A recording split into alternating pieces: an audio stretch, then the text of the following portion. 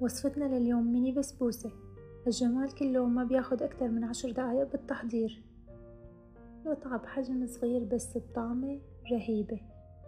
قدميها لضيوفك مع فنجان قهوة واستمتعوا. للتحضير طبق بنضيف كوب من السميد، نص كوب من جوز الهند، نص كوب من السكر، ومعلقة كبيرة بيكنج باودر. مكونات السائلة هي نص كوب من زيت النباتي،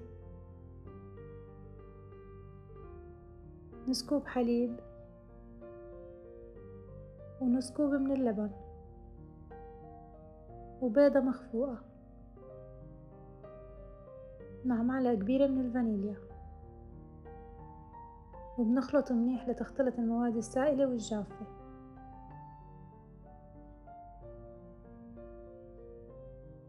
بنترك الخليط يرتاح 10 دقايق. لتحضير القالب بندهنه بالطحينة أو ممكن بالسمنة، وإذا مو متوفر عندك قالب الكب كيك ممكن تحطيه بأي قالب عادي. يا ريت إذا عم تعجبكن وصفاتي ما تنسوا تشتركوا بقناة وصفات شهناز وتفعلوا زر الجرس وتحطوا لي لايك وتعليق حلو مثلكن. حطيت الخليط بكيس حلواني لتسهيل سكبه بالقوالب.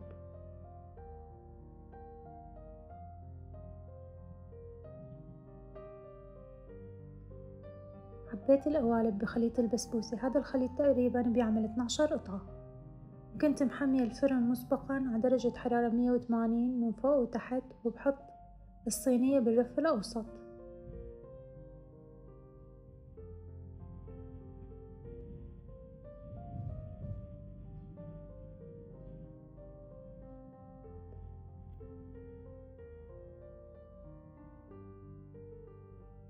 وهي البسبوسة صارت جاهزة، وأول ما تطلع من الفرن هي وسخنة بنضيف عليها قطر بارد وتقيل. أنا هون حبيت حليها بحليب مكثف محلى.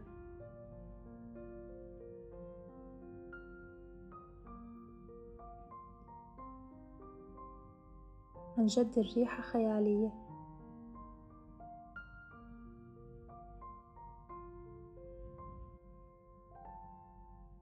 بتضيفوا القطر حسب الرغبة، إذا بتحبوها حلوة كتير أو أقل حلاوة.